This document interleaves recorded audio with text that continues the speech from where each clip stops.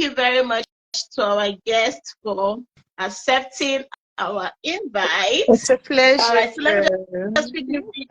let me just quickly read our bio. In the realm of education, there exists a luminous trailblazer who redefines what it means to be a teacher. Her name is Miss Tunde Queen Etana. With an unwavering passion for empowering minds and transforming lives, she stands tall as a paragon of excellence in the world of academia. Miss Queen's journey as an educator has been nothing short of extraordinary, marked by a continuous pursuit of innovation and a dedication to our students' growth.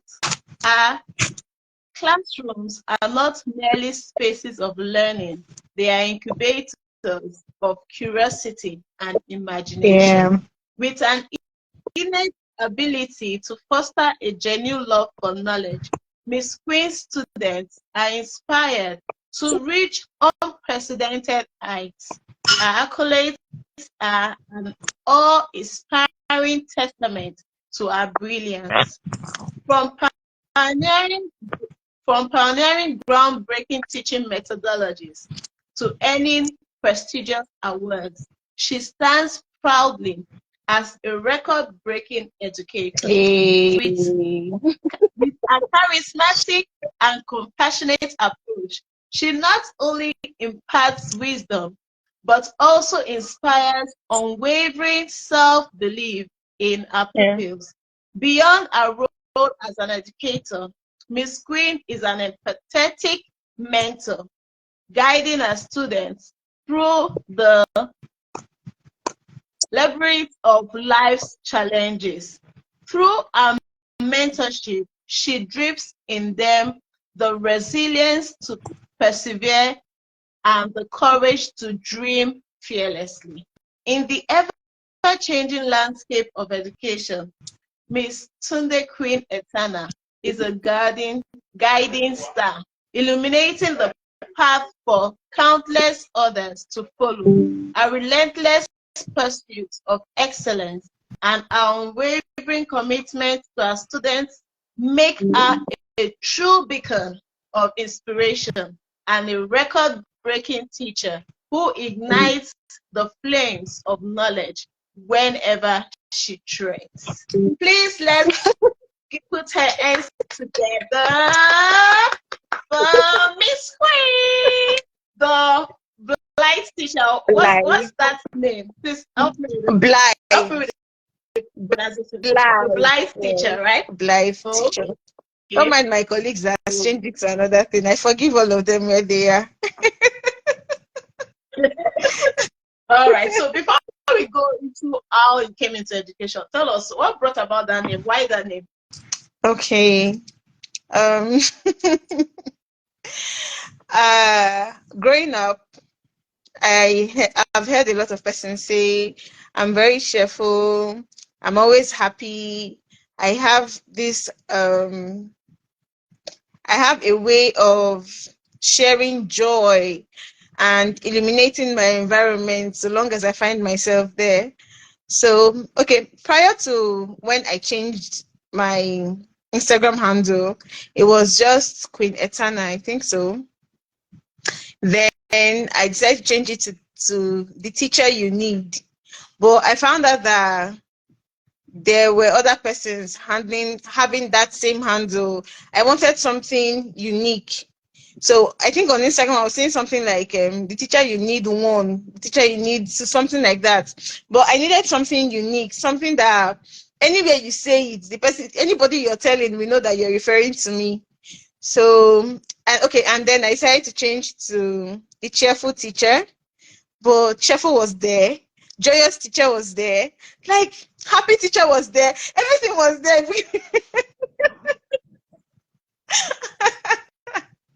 So I went on Google to look for synonyms of being cheerful, and then I saw blithe. Blithe came up with a meaning of being highly spirited, and I was like, okay, Okay, this is giving. That describes you. This is giving. Let's pick this. That describes you. Yeah. I highly spirited Yeah. person. So Yeah. that was how Oh, blithe came about. yeah.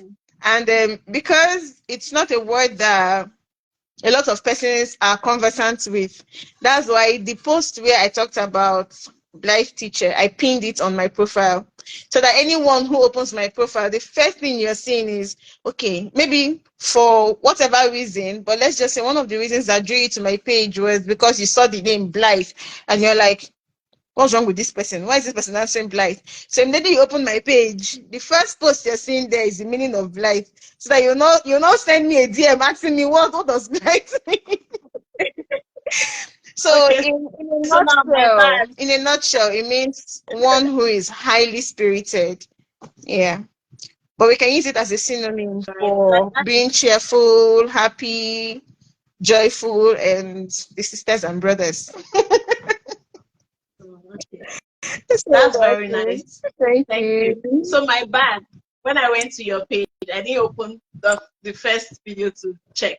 So that's why I'm asking this question. So you can just imagine if I had done that, I won't be asking Okay, this no, question. no, So you see, I'll forgive you because you have asked, the person's viewing would now know too, right? okay. Yeah, so there's an So you see, advantage I'm doing it for the greater. for the So greater I'm good. doing it for everybody. Yeah.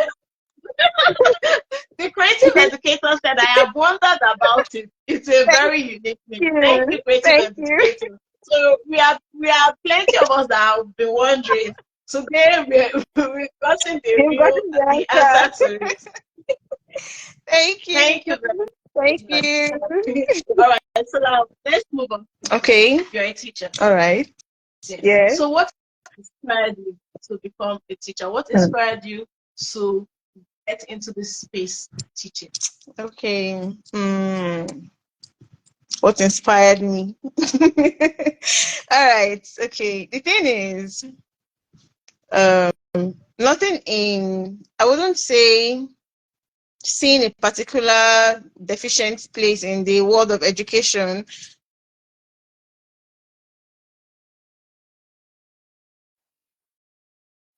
entirely because I did not want to become a teacher.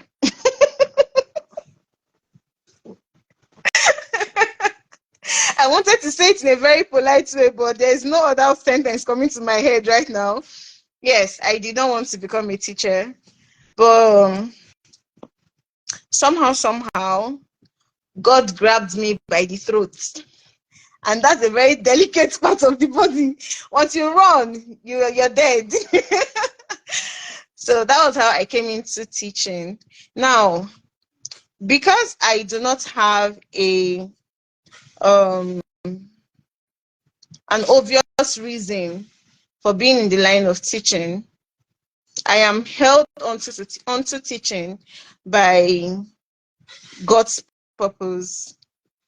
I hope I'm not speaking too much English. I'm trying not to preach right now. So No, no, we are feeling you. I'm held onto the line of teaching as a result of looking onto God's purpose. Unlike, as a matter of fact, when I decided to venture into teaching as my ministry, I looked online to check for people's reasons of coming into teaching, and I saw a whole lot of reasons, beautiful reasons. And I'm like, how do I now tell people that I'm a teacher because God asked me to come and teach?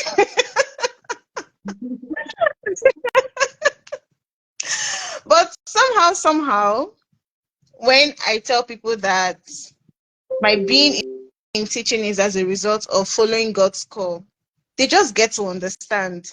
And I know that if it's me you're telling that thing, I will not take it from you. It's your reason is not holding ground. But because God's hand is in it, right? Because God's hand is in it, He makes people that listen to me not find it difficult to understand what I'm saying. So my inspiration basically in the line of teaching is clinged on the fact that it is God's purpose for my life. Yeah. Okay, no. Okay. Please, when God was calling you, was it a telephone call or it was a voice in the wind? Or he came and said, my daughter, I would like you to be a teacher. Okay. Please let us. Okay. All right. I'll tell you.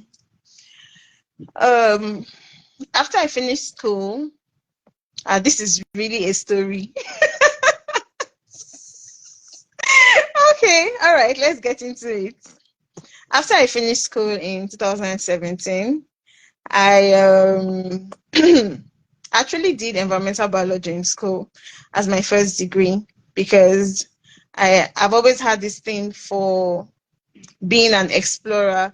I want to be able to go places. I want to be able to get to meet new persons, see new things over and over and over again.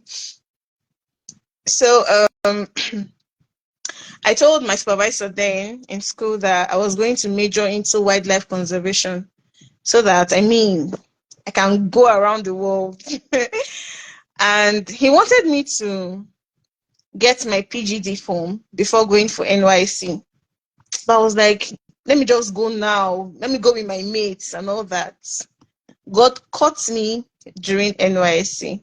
And he knew why, or he knows why, he made me insist on going for NYC when I did. So I went for my NYC and I was given my posting was to the sports complex, something like that. But they were not they were not effective. It wasn't like the place was open. So and then I decided that I didn't want to have a service year that is half baked. I want to enjoy my service year. I want to be able to tell stories of my service year when I'm talking to people. Being that I am not even serving in a place that is widely accepted by people. I served in the north. My friends will call it the end of Nigeria. I served at the end of Nigeria, Zamfara State. So I really wanted to have a swell time there.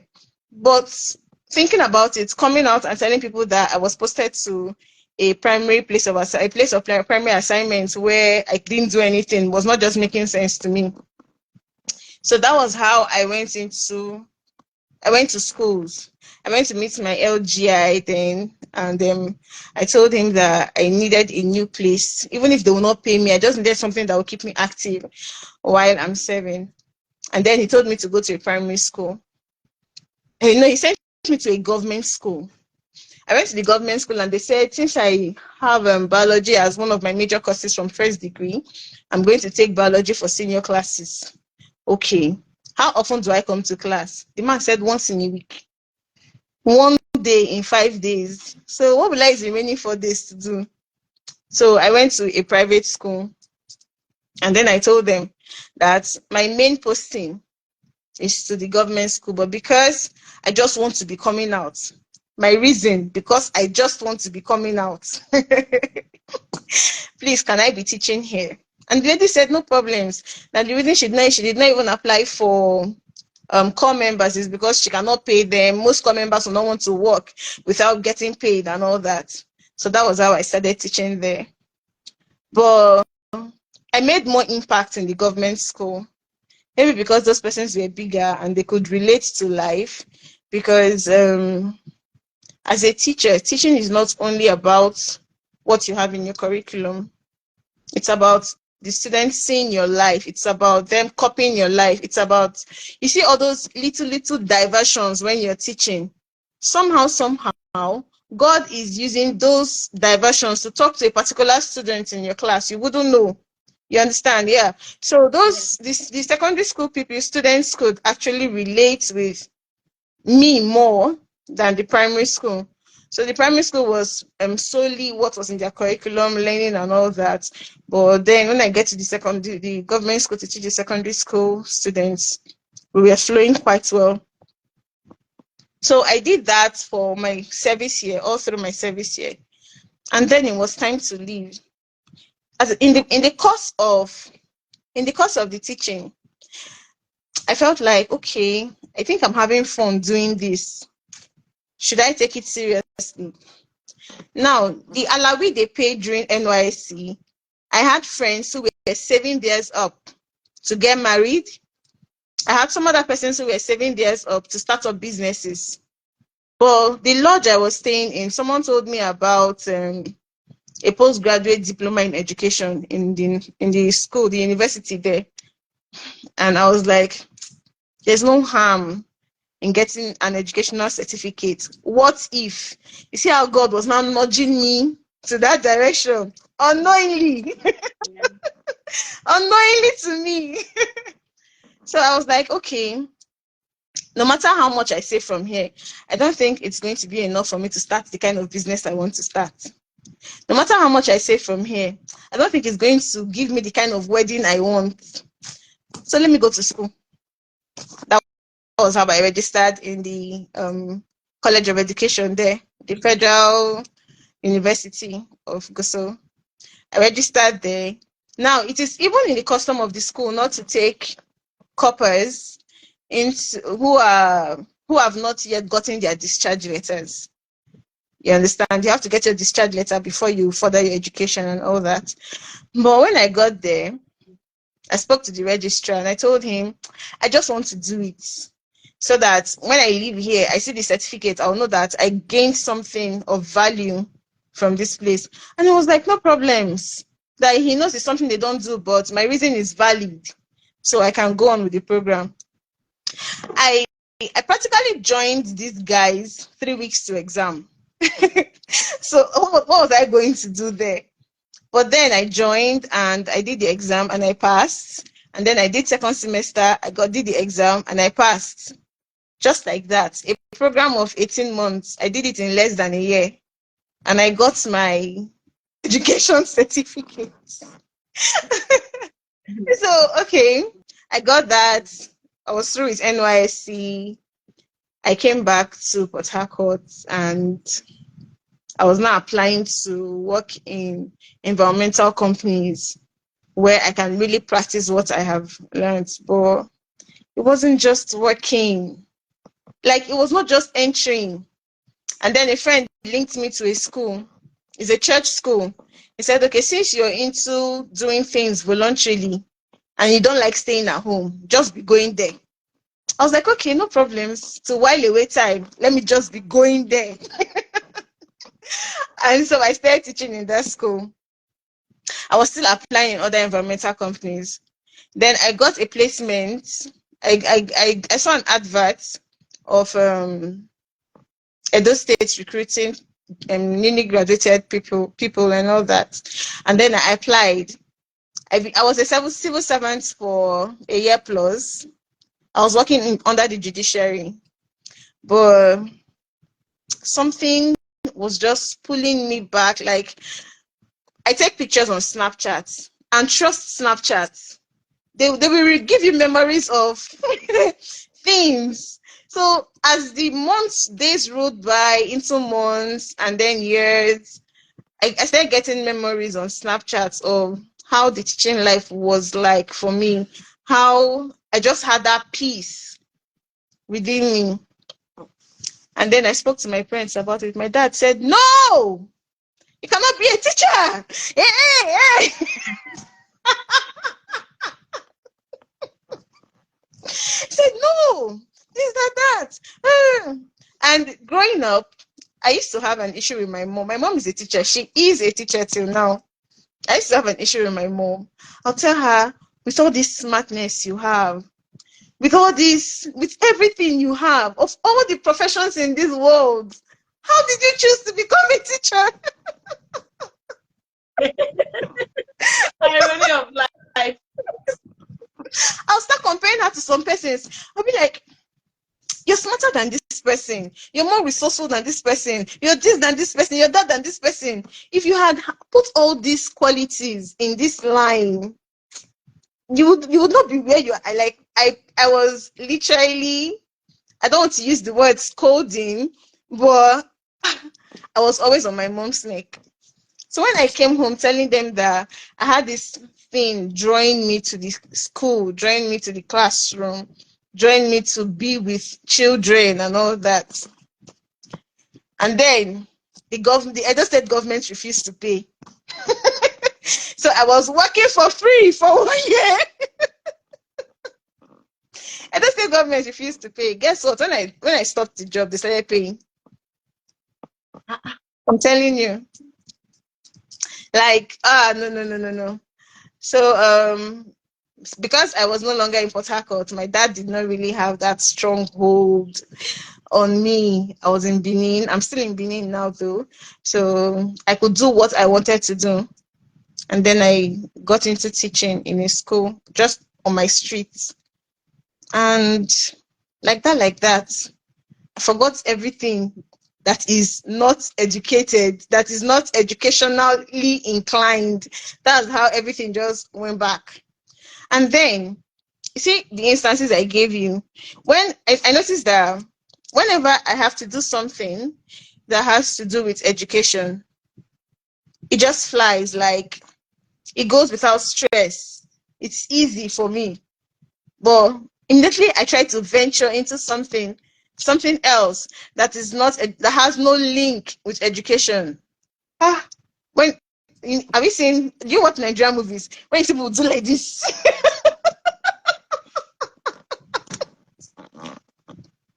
that is how my life looks like. Oh, wow. So I just knew that, okay, this is God. Like, this is just God working it out for me. I began my master's in Unibain, and I told God that you called me into this. I need to work for me to go to school. So please, where I'm working, it shouldn't be an issue there doing my master's program. And I am doing my projects. I'm on chapter 4, and I've not had one issue related to Miss Queen is going to school and she's working. Nah. So how else do I tell the world that God's hand is in my life? So that's the kind of call I received. It's not like God came the way he called Samuel and he said, Samuel. No, it wasn't like that for me. He did not shout, Samuel. That my son, my father. Nah. It's I believe that God has given us sound minds. He has given us very strong intellectual our intellectual reasoning is top notch. So he gives you the choice. He gives you options to make your choice. But then as Christians, we believe that whatever plan God has for you is actually the best for your life. Right? So God has called me. Wow. Wow. What a What a story. story. And what a journey. What a journey. You try running away from it and you find out that it's not working. It's not working. So then just have to you just have to come back to it. Yeah. Wow. You said something about teaching during your service here when you were teaching the secondary, Yeah. and then they could relate because of some of the discussions you have outside of the Yeah. curriculum and all that. And I could actually really relate with that because, like in the early years, we have circle time where they do general Yeah. discussions and all that. So what I did while I was in the classroom was during my circle time, aside from the general discussions around the curriculum, I tried to engage the children with the happenings, like especially on Mondays. What happened over the Over the weekend? weekend, Where yeah. did you go to? And you see the children are so as young as 2-3 years old. They are so excited to talk about it. Because I even mentioned it. It's as simple as when it was my birthday was going to be on a Saturday and circle time on Friday. We had such conversation. I was like, my birthday is tomorrow, Oh. and I'm so excited. And you can you imagine the children are telling me, please make sure that your cake is color blue, your cake is color red, okay? Like they were giving, like telling me. And then on Monday they came and they asked me, so what color was your So cake? Do you they understand? did So not that forget. having such, yes, so having such conversations with your learners is very, very important. Yeah. Aside from the curriculum, it helps with your Ye- bonding. Yes, I it can does. also remember when I taught older pupils, year Yeah. 4 to 6, and then there was, I used to call it uh, when you were talking, I remember, Mm. like it's not study time this time around, but in the morning we just have a time where we get to gist before we start Yeah. the main work for the day, and they look forward to Yeah. that. The day you don't get to do that, and it's like, we have a lot to Yeah. catch up and all that. They'll be like, we've not Mm-hmm. gisted today, we've not had Mm-hmm. a chit chat and all that. Do you understand? Because it's very, very important. It helps them relax. It It helps does. them Yeah. want to interact with you. Once they know that I can, this person relates with me, this person understands me, this person is not just trying to break my head and put the Yeah. knowledge in it, or the Yeah. curriculum and all that in it. This person wants to relate with me as an individual. They will be very, True. very excited to want to learn. True. So I just thought to point that out, that is very, very Yeah. important, because I can also relate with it. That's true. So thank you for sharing your story with us. All right, so in all of Yeah. this, can you describe your journey from your early teaching experiences to where you are now? How's it been? I know you Um. told us how you Yeah. started. Okay. Um. I'll use two words to describe it. It's been positive and it's been fulfilling. It's been positive and it's been fulfilling. Now, about it being positive, I have, like I said, I have had reasons to. I've had reasons not to be a teacher. I've had reasons not to venture into teaching, but when I try to do other things that are not related to this aspect of life, it doesn't just work. Like, it is not my village people. It doesn't just work. Yeah. So I have noticed that whatever I do in my life, so long as it pertains to the line of education, it just goes positively. It just goes smoothly with ease. And then I said fulfilling because I'm still going to come back to the aspect of being a Christian. I'm sorry.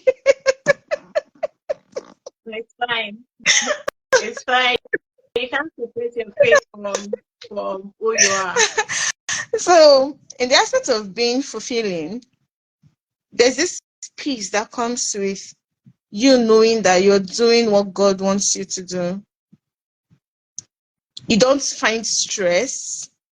Like, even when certain things happen and you feel like this job is beginning to look like it's draining me, in a twinkle of an eye you found your joy and you're moving. In a twinkle of an eye you found your joy and it seems like nothing had happened earlier. So it's been really good for me, like really, really, really good, I must say. So just those two words describe it so far for me: positive and fulfilling. Thank you. Oh, wow. Wow. Thank you very much. I'm so sorry. It's okay. Yeah. So, yeah.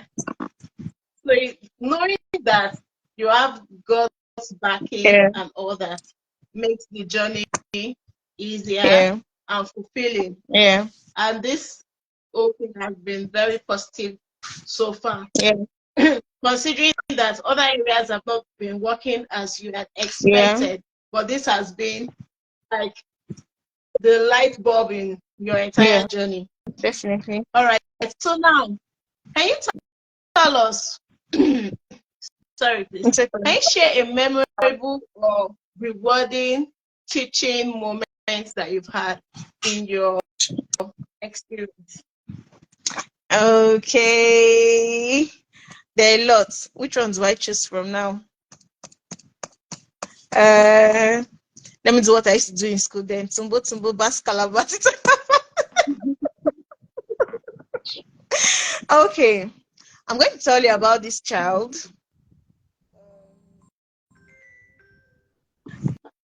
I I thought, and he couldn't he couldn't do anything. He couldn't write, he couldn't read. Like, it was a difficult one for him when it comes to doing anything that has to do with learning. Once it has to do with learning, he becomes scared. This is a story of from 2 years. The story from 2 years ago. So first term, the mom came to meet me. Normally when a child, your first term as a teacher, you get to meet the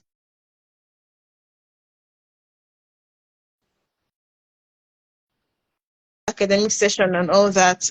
So the mom came and told me that she pulled him out from his previous school because he's having issues with reading and writing. He's been there for a while and he still cannot read and write. And that she's blaming the previous teacher because she feels the teacher did something to him. Like maybe the teacher took his brain or something. I really can't remember, but she was putting all the blames on the teacher and all that. So I told her that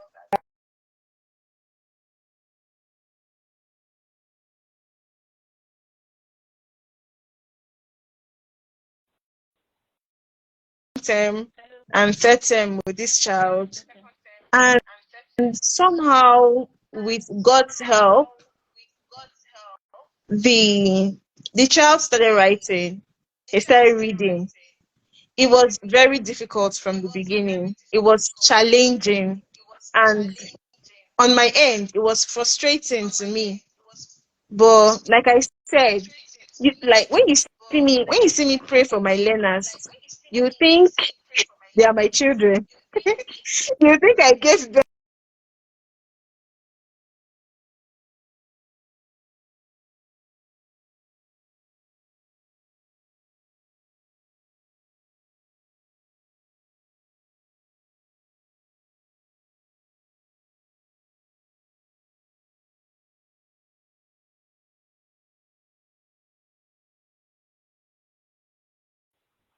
What is that special thing I want to do to cause a change in this child's life? I had to bring God into it because I was like, you called me to this. You would not let me disgrace myself because, in the real sense, I won't be disgracing myself. I can just move on with my life.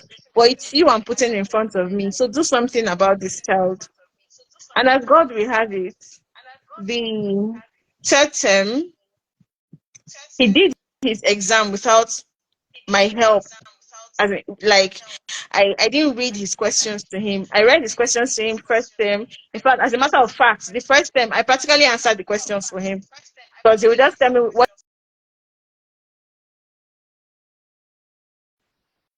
he would write his answers by himself. Third term, I did not have to read the questions to him. He read his questions, he understood his questions, and provided appropriate answers for me. He was among the top three at the end of third term. Wow. I'm telling you. So that is one very striking story that I will not forget in a very long while. Nah, I won't really. Wow.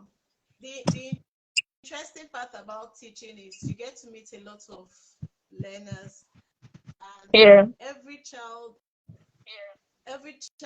has a way of making something stick with you Yes. that you don't forget. It goes with you in your journey in life, and that is just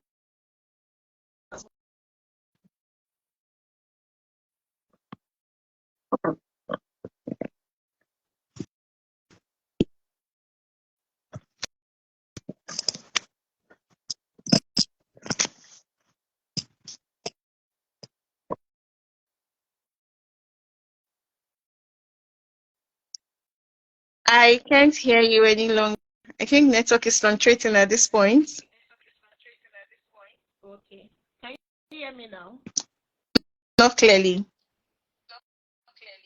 Wow. Hello, can you hear Yes, me now? I can. Okay. How have you adapted your teaching methods over the years to meet the changing needs of your students? Did you hear that? Hello, you there? Yes, I'm Okay. here. Did you hear me? Yeah, I can I hear you said, now. how have you adapted your teaching methods over the years to meet the changing needs of your students? Okay. I am one for personal growth. I am one person that is keen on personal growth, professional growth, and all that. And then, especially when it comes to being technologically savvy, that's what we find in the educational realm now. So, and then I believe that one cannot know everything. So, at obvious points in one's life, you should find avenues to develop yourself and want to be better than as you have been, right? So when these changes come up, I find a way to learn them. Then I incorporate them into my classroom because it is only a teacher who is just there to while away time that would not want to see um, a level of growth in his or her classroom. So if you are a teacher with passion, if you're a teacher with passion, whatever avenue you have available for you to be able to grow yourself, to build yourself, so as to enhance impartation into your learners, I mean, should grab it with your hands.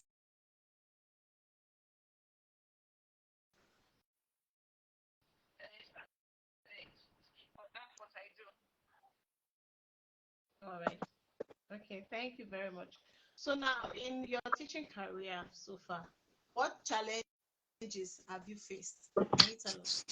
What are the challenges you faced? How do I count now? Do I count in Roman numerals? Please excuse me, let me grab my charger. Okay. Okay, thank you. All right, so You're welcome. challenges I have encountered in the course of my teaching profession. Okay, I'm going to start with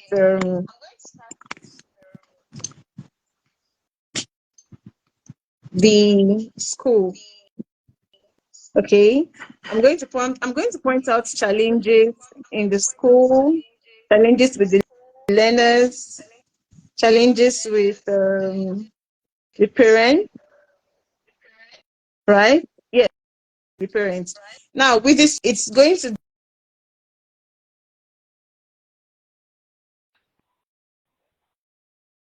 right. Yeah. So I have not really worked in an unhealthy environment before. Maybe because I try to, like my friends used to say, I know how to eliminate my environment. I try not to see negativity. Nah, I try not to see it. So maybe that's why. But then it doesn't it doesn't dispute the fact that working in an environment where you meet different people and you don't have a choice but to work with them, knowing that have different opinions and different perspectives of life. Of course, it's not going to be a smooth ride, right? So, one of the challenges I've had when it comes to the school is differences in opinions of people.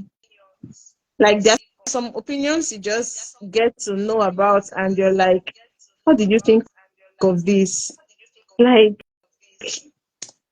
how did it enter your head? Should you say this out? Let's say, for example, by mistake you had to think about it, but you reasoned it. Is this something you should say out? But then I cannot address I cannot address a work colleague like this. You understand? So I just have to absorb it and be like, okay, that's a very nice one, but I insist that we can do it this other way. So that has been a very challenging one for me. And then when it comes to the aspect of parents, you get to magic in the lives of their children. Oh my goodness. I am a teacher. I'm not a magician, for crying out loud. I know I can be everything. I can be I can be a nurse, I can be a pastor, I can be a musician, I can be an actor, I can be a lot of things. But how now? So one that has really posed as a major challenge to me, because they just tell you my child cannot read. Okay, I have heard that. No problem. I will work with it. Okay. I'll try to make your child learn how to read. That parents told you that thing on a Monday. On a Wednesday, that same parents told me to tell you. God, that parents told me to tell you my child cannot read. And I'm like, no problems, ma'am. And you know one thing with this teaching profession, you must never be caught being rude to your clients. Never, ever. So sometimes I get to hear some kind of things, and I'm going to laugh in my mind. I'm going to frown in my mind, but my face is always no problem.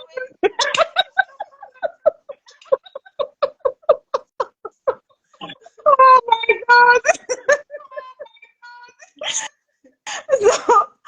So I've always had to deal with this from parents, and well, it can be frustrating sometimes, I must tell you, but what to do?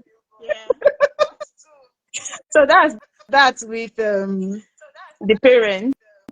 And then when it comes to learners, you know, you do a lot in the classroom as a teacher, and then you expect parents to do their own part at home. Now, there are some children who are lazy, right? But no matter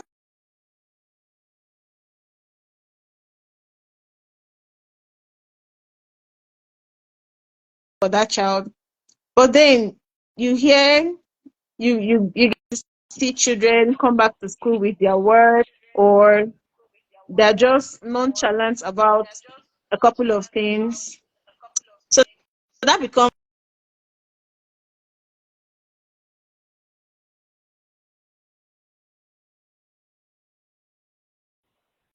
very concerned about it, because teachers do their part in the classroom. Why can't this be encouraged still at home? I can't follow your child to the house, right? And then there are some children who will just wave off things like that. They don't want to talk about school at home. And then the parents in their own part or on their own part, they don't ask about school. So it becomes very difficult having those kind of children in the classroom, because the truth is, at some point, it begins to look like you're not doing anything for that child. And I don't think there's any teacher who would have a learner and then still hear people say, "What has this teacher been doing in this child's life step?" Like I can fall sick for that statement. So that's the issue I have with learners. But because they are still children, especially for the category of learners I have, they're still very small, 8 years, 7 years, and 9 years, thereabout. So I feel whatever challenge I'm having with them can be sorted out at home, right? If the parents are playing their parts very well. So I'm not apportioning blame to any parent. So please, you're my client. Whatever you're doing is right. All right. Thank you very much. Like these challenges, they are all over. We get to see them every time and all that. Yeah. Yeah. So there's always this conversation about teachers versus parents. It's a very, very huge topic. Teachers versus parents. Who is more important in a school Seriously. system? We Is it the teachers or the we parents? need to go to a field to Because have that that's a discussion. debate. That's a debate for another day. All right. Oh wow. Our time is fast spent. We just Uh-oh. had an amazing time gisting and laughing over everything that has been happening. So Right. just quickly, can you give us your final words? What words of advice will you give to Okay. your colleagues, to upcoming teachers, to people who look up to teachers and all that? Just give us final words. All right. I would say no path to success is without hurdles, right? So for the fact that you're a teacher does not mean um you should just live your life like that. There is one thing I'm particular about when it comes to the teaching profession. I see myself as a model. So adults may not take me as a model, but I am quite certain that the children take me as a model. So as educators, we should be able to live our lives with the mentality that we have people watching us. And whether we like it or not, facts are registered easily in the minds of children. So you feel like these things are it just happened. It's not something that we should dwell on. It's just this, it's just that. But in most cases, it is not as trivial as we take it to be. It must have registered in the child's mind. So I want to urge every educator out there to be very intentional with impacting lives, because we don't know how far this life will go. We pray they go very far. Now, would you want them to go far with being bad? No. I have faced challenges and I've made a whole lot of resolutions when it comes to the teaching sector. I have tried to prove commitment to teaching, to the line of education and all that. As a matter of fact, I can say that I have on so many occasions been uncomfortable because I want my learners to be comfortable. Imagine you have a learner in your class who has caught a cold. Would you turn on the AC in that class? So you see me sweating just because I need that particular child to be in good health for learning to take place completely. So I another thing is I want to urge all educators out there that whatever you go through, whatever you get to see in the line of education, channel it to being a fulfilled person. Channel it to um, the line of positivity. And then another thing is reduce complaints, reduce ranting, reduce always talking negative. No, no, no.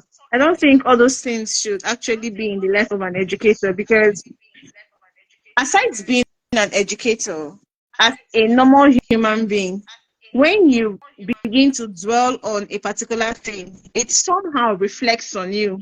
It reflects on the way you speak, it reflects on the way you act. So why not nudge yourself towards positivity? Why not nudge yourself to goodwill? Why not nudge yourself to better things? I I used to tell my colleagues at work that I can bet you that the days I look finest in school are the days I am broke. And they'll say, Miss Queen, leave that thing, you're never broke. This, that. Am I not a human being? How would this I'm never broke? Even the president can be broke at some point in time in his life. But because I refuse to surround myself with that kind of aura, it now seems like everything is just positive, positive, positive, positive. Yes, I claim it in Jesus' name. All right. So to all educators out there, while you're being you, be sure to always remember that there are people who want to be you. So be intentional about being you. Wow. Thank you very much. Be intentional about being you, because there are people who look up to Yeah. you. I just had to write that quickly. Be intentional about being you, Because because there are there are people people who look who up want to to be you. you. Yes. People, you may just be, you said something about positivity, Yeah. that no matter what is happening around you, no matter the challenges and all that, try to channel it into a positive way. Energy. Yeah. And that is very, very important, because sometimes we tend to look, dwell on what is not happening right, what is going Yeah. on, than to dwell.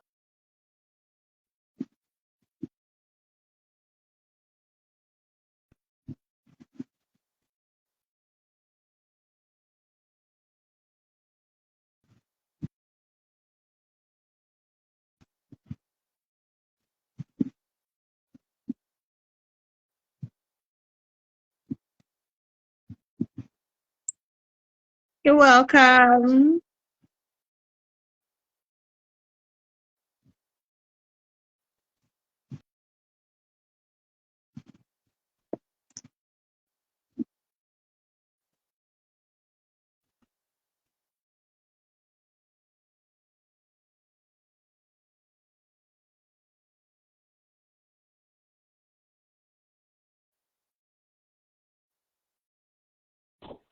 Until next You're time we welcome. Thank you bring you another too. guest again. Thank you very much, our guest. Thank you, thank you. God bless you Thank you. Thank you. Thank you. Thank you. Thank you.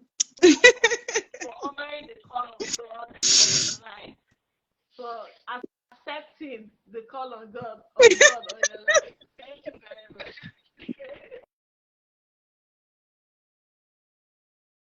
Bye. Bye.